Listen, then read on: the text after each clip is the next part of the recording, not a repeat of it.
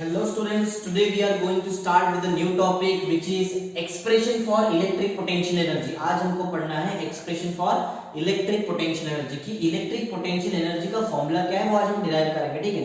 Already इसके बारे में मैंने एक लेक्चर ले लिया है, पोटेंशियल एनर्जी क्या होता है, ठीक है। आज हम एक मैथमेटिकल एक्सप्रेशन वहां से डिराइव करेंगे, देखते हैं क्या। चलो स्टार्ट करते हैं फटाफट। देखिए सबसे पहला टॉपिक तो ऐसा होगा, यहाँ से स्टार्ट ऐसे करेंगे हम डायग्राम से, ओके। सबसे पहले डायग्राम स्टार्ट करते हैं। देखो डायग्राम से ऑलमोस्ट सब कुछ पता चल जाता है कि हम यहाँ पे क्या करने वाले, ठीक है। तो देखना ध्यान से एकदम डायग्राम में हर एक चीज एकदम डिटेल में सिखाऊंगा क्या क्या हो रहा है, ठीक है। देखो सबसे पहला तो हम ऐसा अज्यूम करते हैं that suppose that there is a charge q1, ठीक है।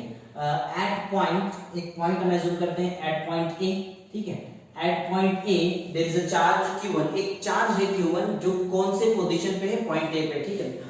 Also consider one another charge at point B, ठीक है। और जो दूसरा चार्ज है उसका हमने नाम अज्यूम किया है Q2, ठीक है। Q2 is a charge at point B and Q1 is a charge at point A, सब ठीक है। तो हमें आगे बढ़ते हैं। Suppose that the distance between these two charges, ठीक है, ये दोनों चार्जेस के बीच का हम डिस्टेंस पहले अज्यूम कर लेते हैं। Suppose the distance between these two charges is r1, ठीक है। इनिशियली मींस स्टार्ट में एकदम जब दोनों चार्जेस यहाँ पे दिख रहा है आपको, पॉइंट ए और पॉइंट बी पे हैं, तो इन दोनों चार्जेस के बीच में जो डिस्टेंस है that is r1। r1 is the initial distance between charge q1 and q2, ठीक है। बात समझ में आई? अच्छा अब हो क्या रहा है जरा यहाँ पे ध्यान देना। ऐसा एज्यूम करो कि जो चार्ज q1 है इसका मैग्नीट्यूड बहुत ज्यादा है, ठीक है। दोनों में से एक को तो एज्यूम करना ही पड़ेगा, ठीक है। तो मैं ऐसा एज्यूम कर रहा हूँ कि ये चार्ज जो q1 है उसका मैग्नीट्यूड बहुत ज्यादा है, ठीक है। जिस भी चार्ज का मैग्नीट्यूड बहुत ज्यादा होता है वो क्या करता है, उसका जो भी इलेक्ट्रिक फील्ड में कोई दूसरा चार्ज अगर एंटर मारेगा, ठीक है, समझ आ रही बात क्या है। Q1 जो चार्ज है इस चार्ज का मैग्नीट्यूड बहुत ज्यादा है, ठीक है।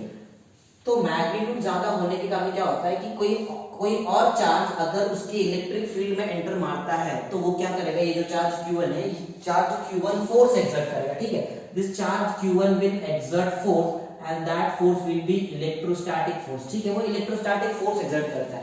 इलेक्ट्रोस्टैटिक फोर्स किस पर एक्सर्ट करता है? इलेक्ट्रोस्टैटिक फोर्स एक्सर्ट करेगा वो चार्ज पे जो उसके इलेक्ट्रिक फील्ड में एंटर कर रहा है, ठीक है, एकदम सिंपल। ओके चलो अब इसका इतना मतलब तो क्लियर हो गया है। ये चार्ज का मैग्नीट्यूड पूरा समझो, चार्ज q1 का मैग्नीट्यूड ज्यादा है, इलेक्ट्रिक फील्ड बड़ा रहेगा, ठीक है, रीजन बहुत बड़ा रहेगा। उस रीजन में q2 एंटर कर रहा है, इसलिए चार्ज q1 क्या एक्सर्ट कर रहा है, इलेक्ट्रोस्टैटिक फोर्स, ठीक है। एक बात समझो, Q2 एंटर करने का ट्राई कर रहा है ये Q1 के इलेक्ट्रिक फील्ड में, तभी तो Q1 वहां से फोर्स एक्सर्ट कर रहा है, ठीक है ना। तो मींस Q2 एंटर करने का ट्राई कर रहा है, मींस Q2 मूव हो रहा है, ठीक है। चलो तो Q2 मूव हो रहा है तो हम ऐसा एज्यूम करते हैं कि ये जो Q2 है पॉइंट B से मूव करके फाइनली वो पॉइंट C पे आता है, ठीक है। बस इतना ही मूव करता है, B से कहां तक, C तक मूव करता है। चलो इसलिए आज मैंने R1 बताने के टाइम पे आपको एक पॉइंट बताया था, R1 is the initial distance between charge Q1 and Q2, ठीक है। फाइनल डिस्टेंस क्या होगा, फाइनल डिस्टेंस भी निकाल लेते हैं, क्या प्रॉब्लम। देखो फाइनल डिस्टेंस देखा जाए तो A और C का जो बीच में जो डिस्टेंस होगा that will be the final distance between charge Q1 and Q2। Q1 और Q2 के बीच में जो फाइनल डिस्टेंस है that will B AC। AC का मैं एक मैग्नीट्यूड अज्यूम कर लेता हूं। देखो AC का मैग्नीट्यूड हम क्या अज्यूम करते हैं, ये जो A है, A से C के बीच में जो भी डिस्टेंस है इसका मैं मैग्नीट्यूड अज्यूम करता हूं। मैग्नीट्यूड तो होगा और क्या होगा, ठीक है। तो ये जो डिस्टेंस है दैट विल बी r2, ठीक है। मैं इसको r2 अज्यूम करता हूं। तो r2 है क्या, r2 is the final distance between charge q1 and q2, ठीक है। बात समझ में, r1 initial distance, r2 final distance. क्यों? क्योंकि चार्ज जो q2 है वो मूव हो रहा है, ठीक है। और वो मूव होके कहां आएगा, कहां पर आकर रुक जाएगा, वो C पे आकर रुकेगा, C के आगे नहीं जाएगा, ठीक है, C पे ही आके रुक जाएगा। अच्छा जब पॉइंट C पे आके रुकेगा तो ऐसा तो नहीं कि डायरेक्ट यहां पे आके रुका, थोड़ा थोड़ा डिस्प्लेसमेंट किया होगा उसने, ठीक है, कुछ स्मॉल डिस्प्लेसमेंट किया होगा। वो स्मॉल डिस्प्लेसमेंट को ही मैं कुछ तो यहाँ पे अज्यूम करता हूँ। सपोज दैट स्मॉल डिस्प्लेसमेंट, वो जो छोटा सा डिस्प्लेसमेंट हो रहा है, suppose that small displacement is d in dr, ठीक है। dr क्या है, देखो r तो हम डिस्टेंस अज्यूम करते ही है ना, ठीक है। तो जब स्मॉल डिस्प्लेसमेंट हो रहा है तो dr कहते हैं, d रिप्रेजेंट करता है स्मॉल को, ठीक है ना। dr is the small displacement of charge q2, ठीक है। अच्छा डिस्प्लेसमेंट का अगर मैं डायरेक्शन देखूं ना तो क्लियर लगता है। सो मैंने ये दोनों यार मत समझना, ये डायरेक्शन ही बता रहा हूं मैं, जस्ट ये मैंने बताया कि इतना डिस्प्लेसमेंट हो रहा है। एक्चुअल में डिस्प्लेसमेंट ऐसा होता है, मींस Q2 एंटर कर रहा है Q1 के इलेक्ट्रिक फील्ड में, जिसकी वजह से Q1 इलेक्ट्रोस्टैटिक फोर्स एक्सर्ट कर रहा है। तो क्लियर है कि जो Q2 का जो डिस्प्लेसमेंट वेक्टर होगा उस चीज का डायरेक्शन ऐसा होगा, ठीक है। This is the direction of dr bar vector, that is the displacement vector, small displacement आप बोल सकते हो ऐसा, ठीक है। तो बात समझ में क्या क्या हुआ यहाँ पे, देखो एक लास्ट टाइम रिपीट करता हूँ मैं आपको, एकदम ध्यान से समझना, ठीक है। पॉइंट ए पे चार्ज Q1 है, पॉइंट बी पे चार्ज Q2 है। इनिशियली Q1 और Q2 के जो बीच में डिस्टेंस है दैट इज r, ठीक है। हो क्या रहा है, जो चार्ज Q2 है ये मूव करके थोड़ा मूव करके B से C पे आ जाता है, ठीक है। जब C पे आके रुक जाता है then the distance between charge Q1 and Q2 that is the final distance is कितना है हमारे पास r2 हमारा फाइनल डिस्टेंस, ठीक है। हुआ क्या, चार्ज Q2 मूव कर रहा है धीरे धीरे, जब वो मूव कर रहा है तो उसमें कुछ ना कुछ स्मॉल डिस्प्लेसमेंट हो रहा है, वो स्मॉल डिस्प्लेसमेंट का मैग्नीट्यूड है dr, और डायरेक्शन तो आप देख ही रहे हो कौन सा डायरेक्शन मूव कर रहा है। जैसे ही मूव करके आगे जाएगा, जैसे ही इलेक्ट्रिक फील्ड में एंटर करेगा Q1 के, Q1 को जो चार्ज है वो क्या एक्सर्ट करेगा, it will exert electrostatic force on charge Q2, ठीक है, और Q2 उस फोर्स को एक्सपीरियंस करेगा, ठीक है। चलो इतनी बात समझ में आ गई सबको, डायग्राम एकदम प्रॉपर्ली क्लियर है, ठीक है। अब आगे बढ़ते हैं, अब मैं कुछ थोड़ा एक्सप्लेनेशन बता देता हूँ इसमें क्या क्या हुआ, जो डायग्राम में दिख रहा है वही चीज, क्योंकि बिना थियरी हम डेरिवेशन नहीं कर पाएंगे, कर तो नहीं कोई प्रॉब्लम, बट एग्जाम में फुल मार्क्स नहीं मिलेगा, ठीक है। अगर एग्जाम में फुल मार्क्स चाहिए तो थियरी लिखना बहुत जरूरी है, एटलीस्ट 2 to 3 पॉइंट तो थियरी होना ही चाहिए हर क्वेश्चन में, अगर डेरिवेशन का क्वेश्चन है तो यहाँ पे मैं कुछ एक्सप्लेनेशन देता हूँ उसके बारे में। एक्सप्लेनेशन मींस क्या, जो मैंने अभी आपको बताया वही तो हम लिखने वाले हैं यहाँ पे, ठीक है। जो भी मैंने यहाँ बताया वही सिर्फ लिखना है, कुछ अलग नहीं लिखने वाला, जो भी दिख रहा है वही लिखने वाला। चलो तो इतना है कि चलो सबसे पहले पॉइंट पे हम देखो पॉइंट्स को डिवाइड कर लो, ये कौन से पॉइंट में लिखना क्या है, ठीक है। फर्स्ट पॉइंट में हम क्या करते हैं, फर्स्ट पॉइंट में चार्ज Q1 और Q2 के बारे में लिखते हैं, ठीक है। चलो स्टार्ट करते हैं। तो सबसे पहला पॉइंट ऐसा होगा कि फर्स्ट पॉइंट में लिखना क्या, फर्स्ट पॉइंट आई होप सबको समझ आ गया मैंने क्या बताया। फर्स्ट पॉइंट हमको Q1 Q2 के बारे में लिखना है, ठीक है। तो हम यहाँ पे कंसीडर करते हैं, कंसीडर चार्ज, या फिर कंसीडर टू चार्जेस लिखते हैं, consider to charges Q1 and Q2 ना, consider two charges that is Q1 and Q2, ठीक है। we have to consider two charges Q1 and Q2, distance बताना पड़ेगा आपको, ठीक है। इनिशियली एट अ डिस्टेंस, वो ठीक रहेगा, ठीक है। इनिशियली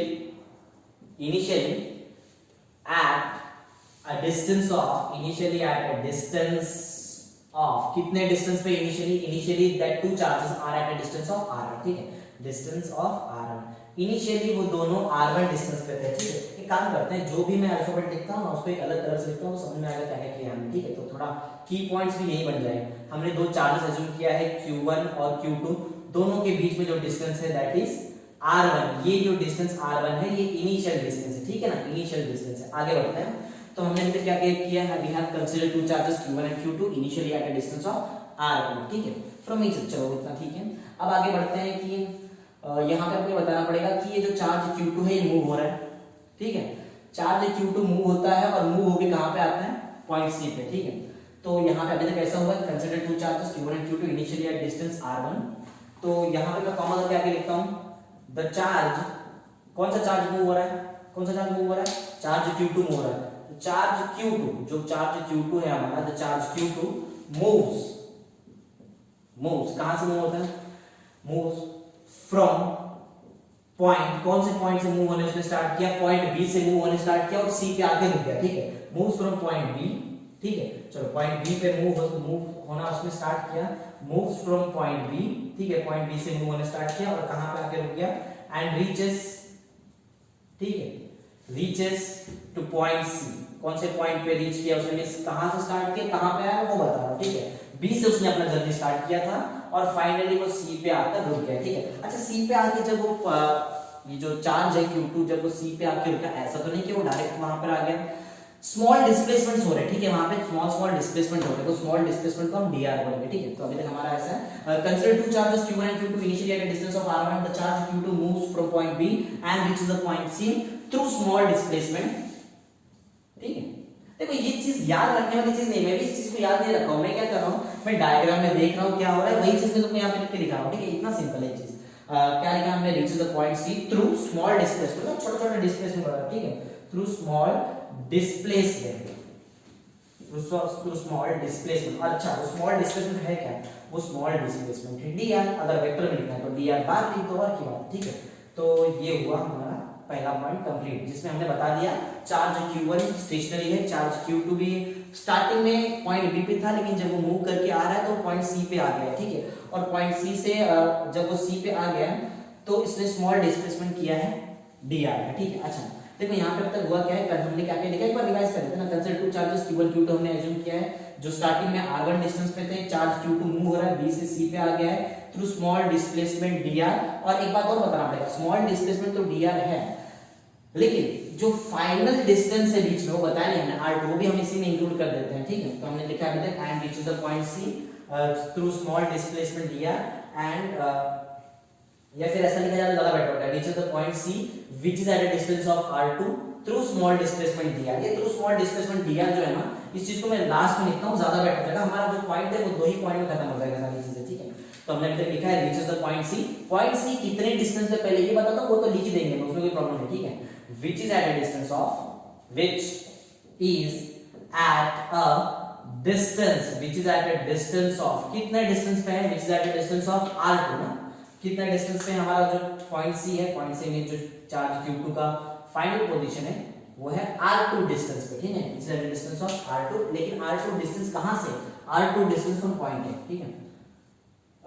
डिस्टेंस r2 ठीक है, इतना लिखेंगे तो भी चलेगा, और फ्रॉम r2 लिखना है तो आप लिख सकते हो, कोई प्रॉब्लम नहीं है। मैं क्योंकि इसके आगे मैं एक और चीज लिखने वाला हूं, थ्रू स्मॉल डिस्प्लेसमेंट, यार मैंने बताया था dr के बारे में यही लिख देंगे, थ्रू स्मॉल डिस्प्लेसमेंट, छोटा छोटा डिस्प्लेसमेंट हो रहा है, थ्रू स्मॉल डिस्प्लेसमेंट। अच्छा वो जो स्मॉल डिस्प्लेसमेंट है वो कितना है, वो स्मॉल जो डिस्प्लेसमेंट है दैट इज dr, ठीक है ना। dr ये तो है और स्मॉल डिस्प्लेसमेंट, अगर वेक्टर फॉर्म में लिखना है लिख दो, कोई प्रॉब्लम नहीं है, dr बार लिख सकते हैं, ठीक है। तो नहीं बात, ओके चलो डिस्प्लेसमेंट dr हमने लिख दिया है, चलो यहां पे हम अपना पॉइंट कंप्लीट करते हैं, ठीक है। अच्छा सेकंड पॉइंट हम लास्ट पॉइंट रखते हैं, 2.3 बस हो गए, ज्यादा नहीं। सेकंड पॉइंट में ये बताऊंगा, देखो होने क्या, हमको एक्चुअली फाइंड करना है potential energy.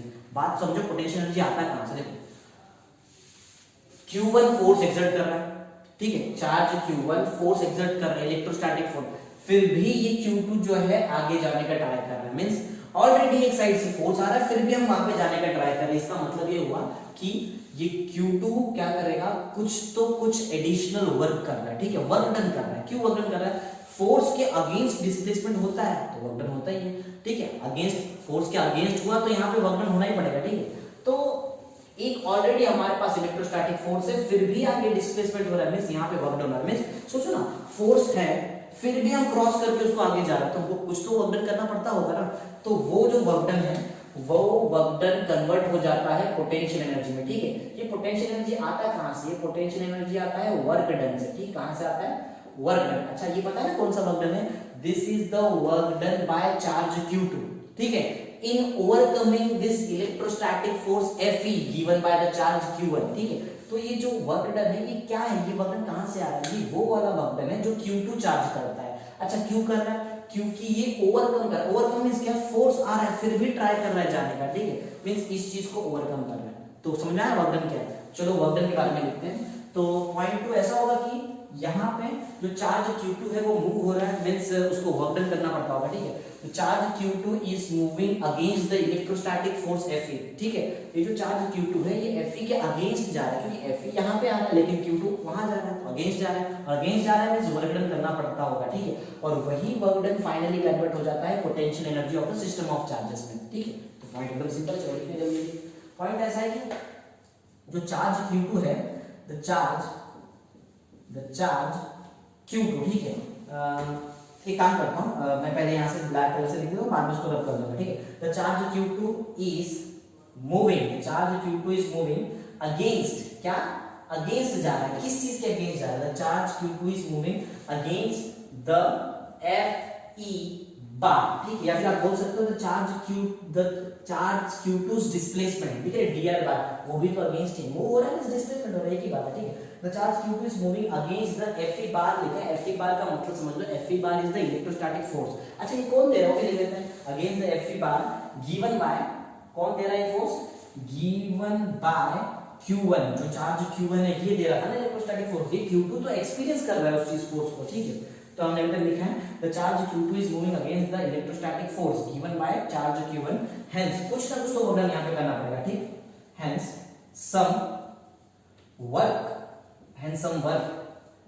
Has to be done, ठीक है, hence some work has to be done, कुछ तो वर्क डन करना ही पड़ेगा, hence some work has to be done, ठीक है। तो यहाँ पे क्या हो रहा है, यहाँ पे चार्ज Q2 क्योंकि मूव हो रहा है इसलिए यहाँ पे क्या है कि वर्क डन करना पड़ रहा है, ठीक है, वर्क डन करना पड़ जा रहा है। तो वर्क डन कौन कर रहा है, एक्चुअली वर्क डन कर रहा है चार्ज Q2, ठीक है, चार्ज Q2 वर्क डन कर रहा है, क्यों कर रहा है, क्योंकि वो Fe के अगेंस्ट जा रहा है और Fe कौन प्रोवाइड कर रहा है, Q1 प्रोवाइड कर रहा है। तो हमने ऐसे लिखा है the charge Q2 is moving against the Fe bar which is given by Q1 and hence some work has to be done, कुछ वर्क तो करना पड़ेगा, ठीक है। अच्छा ये जो वर्क डन हो रहा है यहाँ पे, यही वर्क डन तो कन्वर्ट हो जाता है पोटेंशियल एनर्जी में। तो मैं आगे यहीं पे कन्वर्ट करता हूँ, यहीं पे लिख देता हूँ which gets, ठीक है, which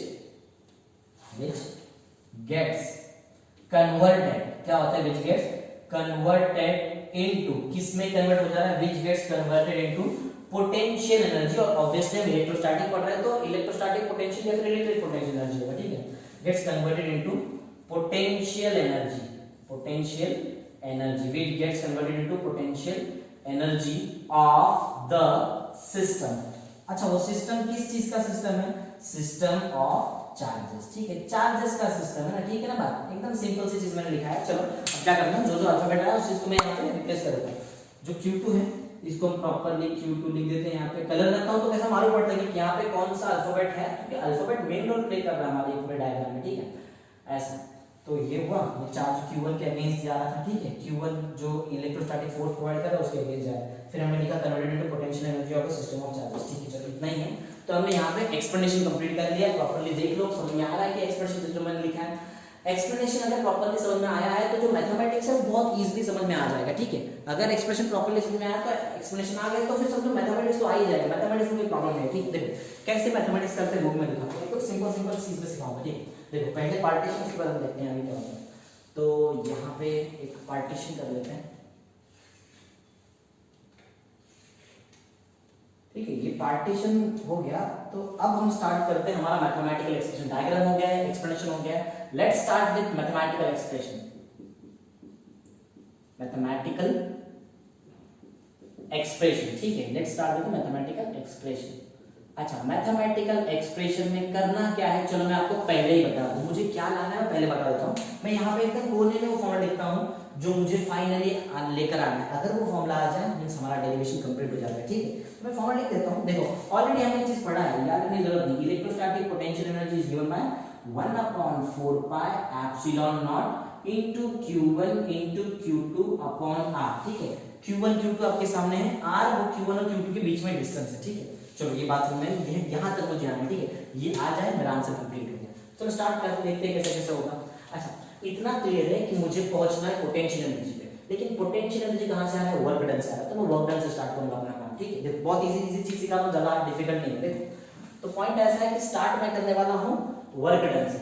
तो यहां पे ध्यान दो, कौन वर्क कर रहा है, वर्क कर रहा है Q2, ठीक है ना, Q2 वर्क कर रहा है, क्यों कर रहा है, Fe बार के अगेंस्ट जा रहा है इसलिए वर्क डन कर रहा है, ठीक है। तो पॉइंट ऐसा है, यहां पे रहेगा work done by charge Q2 charge जो वर्क डन कर रहा है इसके बारे में पढ़ने वाले, ठीक है। Work done by charge Q2 is given by, या फिर इज यहां नीचे लिख देता हूं, is given by, work done का फॉर्मूला सबको आता है, बेसिक फॉर्मूला वर्क डन का फॉर्मूला होता है फोर्स इनटू डिस्प्लेसमेंट, ठीक है। ध्यान देना एकदम अच्छी तरह से। फोर्स कितना है, फोर्स तो है electrostatic force which is given by Fe bar, electrostatic force into displacement, displacement कितने का हो रहा है, dr बार का डिस्प्लेसमेंट हो रहा है। इतना समझो पहले, स्मॉल डिस्प्लेसमेंट है, स्मॉल डिस्प्लेसमेंट से स्मॉल वर्क डन मिलता है, समझे बात, स्मॉल डिस्प्लेसमेंट से हमेशा स्मॉल वर्क डन मिलता है। स्मॉल मतलब क्यों बोल रहा हूं मैं, d लिखा है, d रिप्रेजेंट करता है स्मॉल को, स्मॉल डिस्प्लेसमेंट तो स्मॉल वर्क डन, सिंपल सी बात। अच्छा एक बताओ, देखो RHS में दोनों वेक्टर क्वांटिटी है, लेकिन वर्क डन जो है that is a scalar quantity, work done एक स्केलर क्वांटिटी, ठीक है। लेकिन जो RHS में लिखा हुआ है ये तो वेक्टर क्वांटिटी हुआ। अच्छा वेक्टर क्वांटिटी का कौन सा मैथमेटिकल मैं ऑपरेशन यहाँ पे ऑपरेट करूं जिसकी वजह से मुझे स्केलर क्वांटिटी मिल जाए, तो एक ही ऑपरेशन ऐसा है दैट इज डॉट प्रोडक्ट, ठीक है। डॉट प्रोडक्ट और scalar product, dot product of और scalar product of two vector quantity is a scalar quantity. पढ़ाई हमने 11th स्टैंडर्ड में, कोई भी दो वेक्टर क्वांटिटी का डॉट प्रोडक्ट कर दो, आंसर स्केलर मिल जाएगा।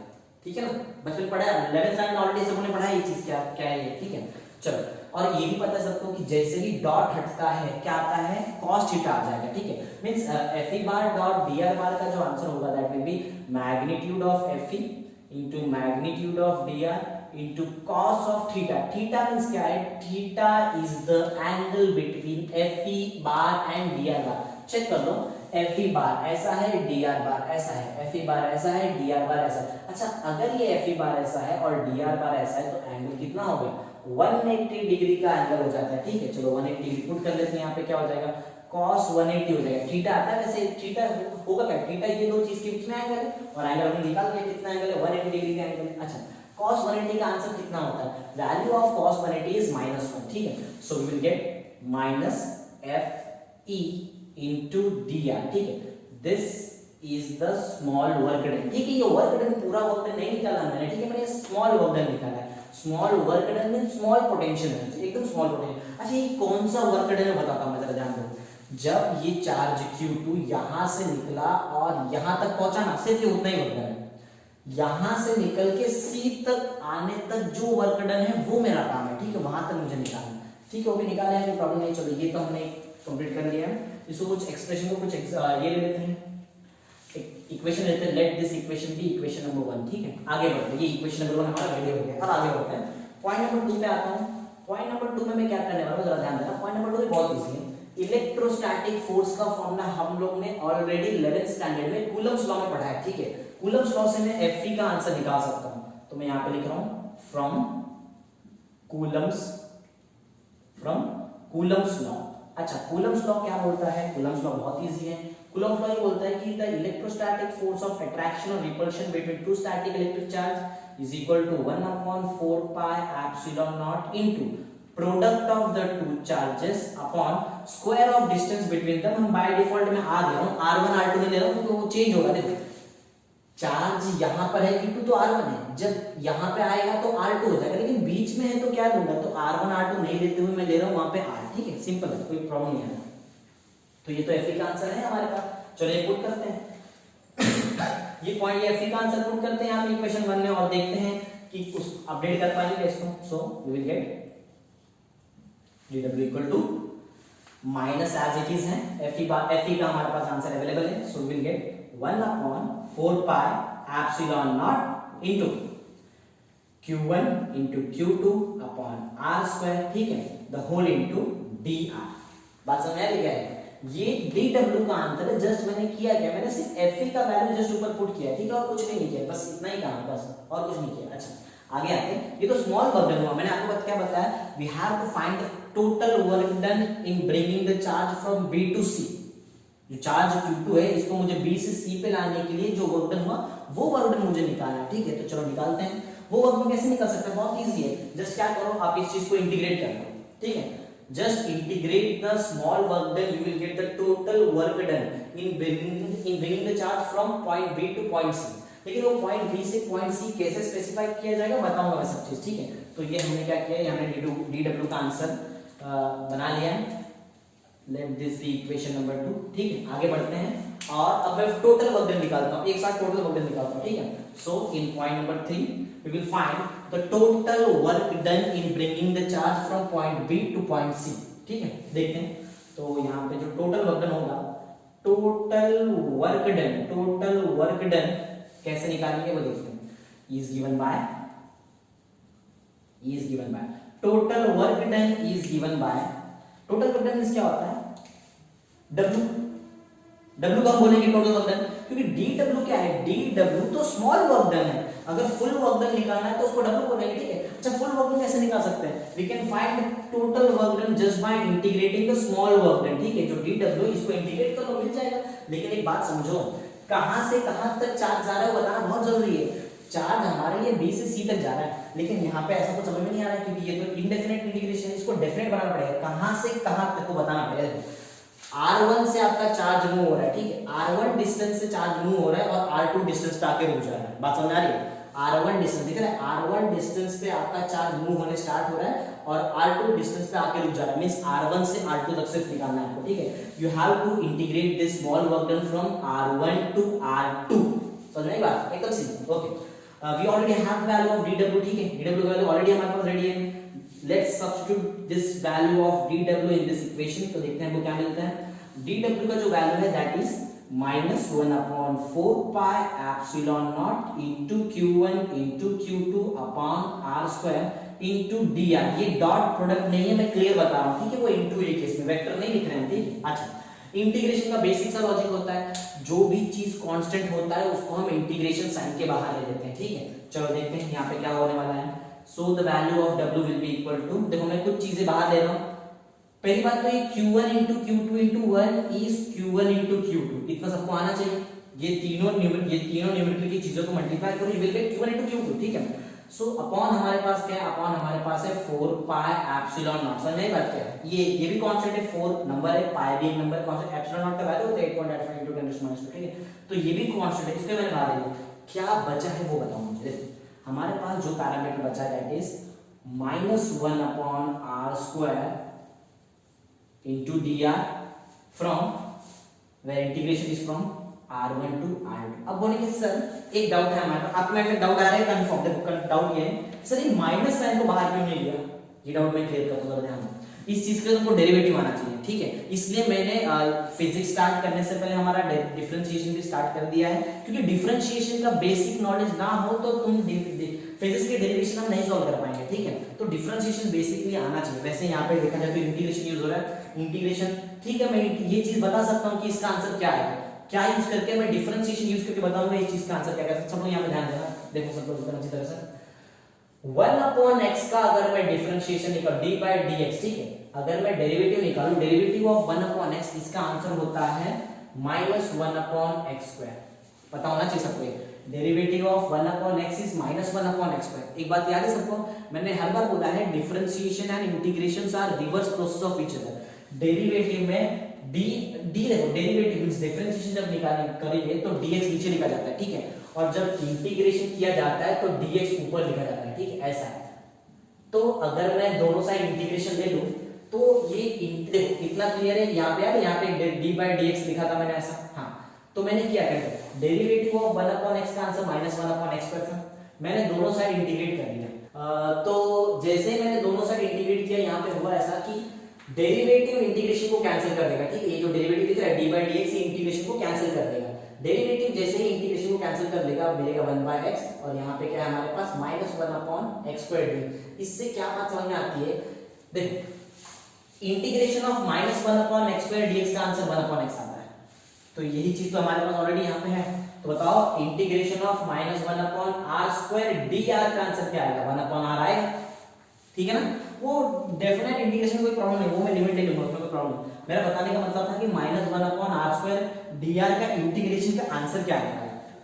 ये दिख रहा है इतना सा चीज, ये इतना पार्ट दिख रहा है, इतना पार्ट, इस चीज का आंसर आएगा 1/r, ठीक है। चलो तो मैं इस चीज को यहाँ पे रख कर देता हूँ, क्योंकि ये स्पेस मुझे यूज होने वाला है अभी, ठीक। तो और ये फॉर्मूला यहाँ तक आना है, याद रखना, वहां तक मुझे जाना है। तो अब मैं ये पार्ट को बताता हूँ कि इस चीज का मैंने आपको ऑलरेडी सिखा दिया है कि आंसर क्या आने वाला है। इस चीज का आंसर आने वाला है 1/r, ठीक है। So the final work done will be equal to q1 q2 upon 4 pi epsilon naught, ठीक है, q1 q2 upon 4 pi epsilon not.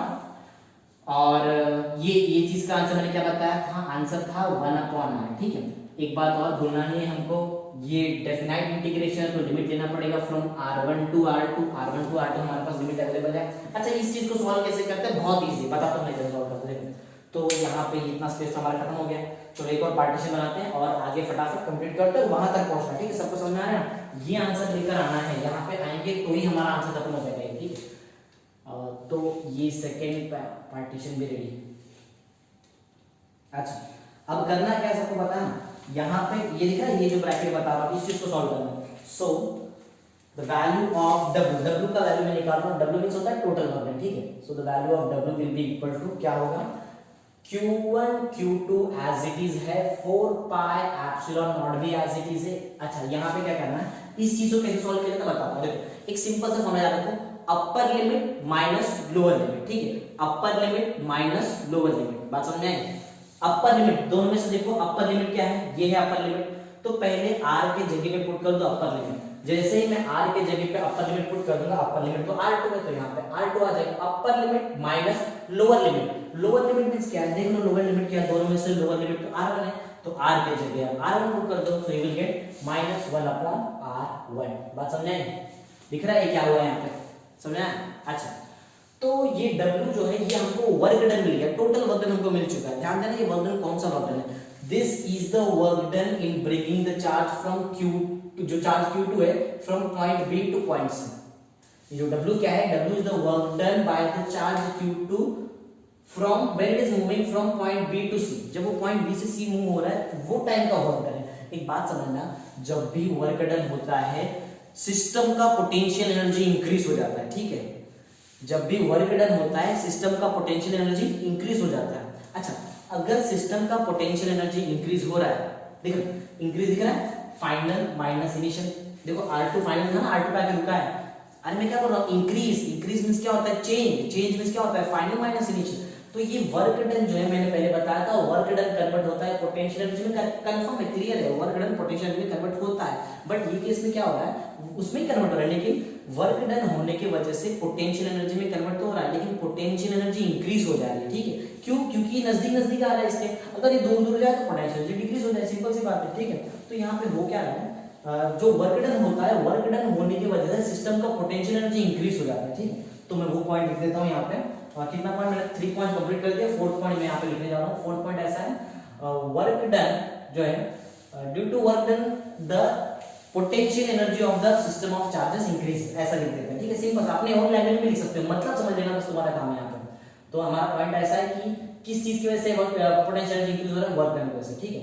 तो यहाँ पे मैं लिख रहा हूँ ड्यू टू किस चीज की वजह से, due to work done the potential energy, P लिख रहा हूं, समझ जाना, पोटेंशियल एनर्जी, ठीक है? The potential energy of the system of charges increases, system of charges increases. इस चीज में ये जो केस हमने लिया है यहाँ पे, इंक्रीज क्यों हो रहा है, रीजन बता दिया मैंने। Q2 चार्ज उसके सामने जा रहा है Q1 के, ठीक है? उसके नजदीक जा रहा है, अगर दूर जाए तो पोटेंशियल एनर्जी डिक्रीज हो जाए, सिंपल सी बात है, ठीक है?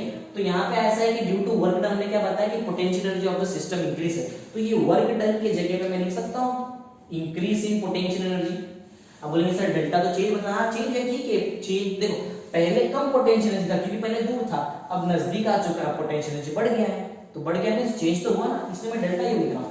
So the value of delta U is Q1 Q2 upon 4 pi epsilon not into 1 upon R2 minus 1 upon R1, ठीक है? तो ये जो मैंने निकाला है ये क्या है, this is the increase in the potential energy when the charge Q2 moves from point B to point C।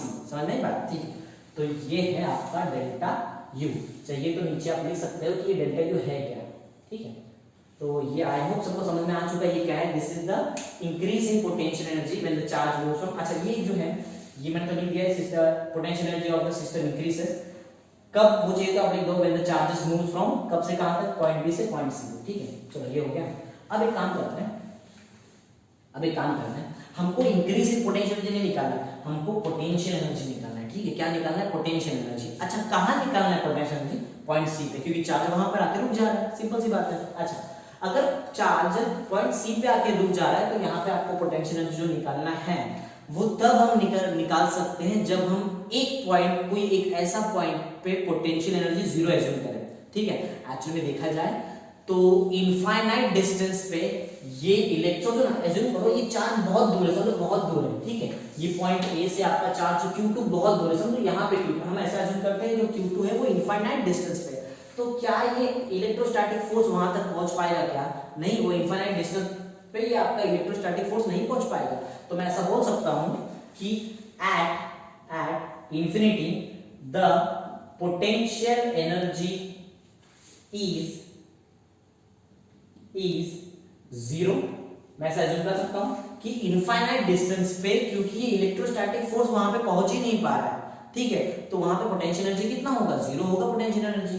तो अच्छा डिस्टेंस देखो मैंने कितना एज्यूम किया, मैंने इनफाइनाइट डिस्टेंस एज्यूम किया, मींस इनिशियली आपका चार्ज कहाँ होना चाहिए, अगर जीरो पोटेंशियल एनर्जी अगर आपको चाहिए तो इनिशियली आपका चार्ज पॉइंट बी पे नहीं, आपको पॉइंट ये चार्ज Q2 को इनफाइनाइट डिस्टेंस पे रखना पड़ेगा। अच्छा सोचो, अगर ये चार्ज Q2 इनफाइनाइट डिस्टेंस पे हो जाता है तो कौन सा डिस्टेंस इनफाइनाइट हो जाएगा, दिख रहा है R1 नहीं बोलते, ये R1 एक्चुअल में क्या है, R1 is the distance between Q1 and Q2, initial distance है। मैं बोल रहा हूं इनिशियली आपका चार्ज आपको इनफाइनाइट डिस्टेंस पे रखना है, तो दोनों में से किस चीज का वैल्यू इंफिनिटी हो जाएगा, ऑब्वियसली R1 का वैल्यू इंफिनिटी हो जाएगा, R2 नहीं।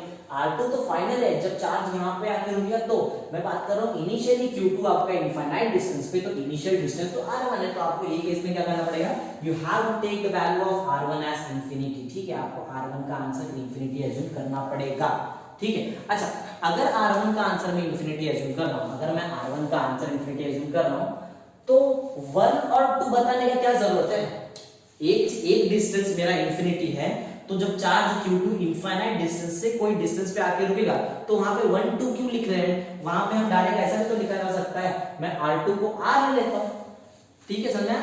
तो मुझे R1 को इनफाइनाइट लेना पड़ेगा और R2 को R, बस R2 को R लेने का रीजन इतना ही है।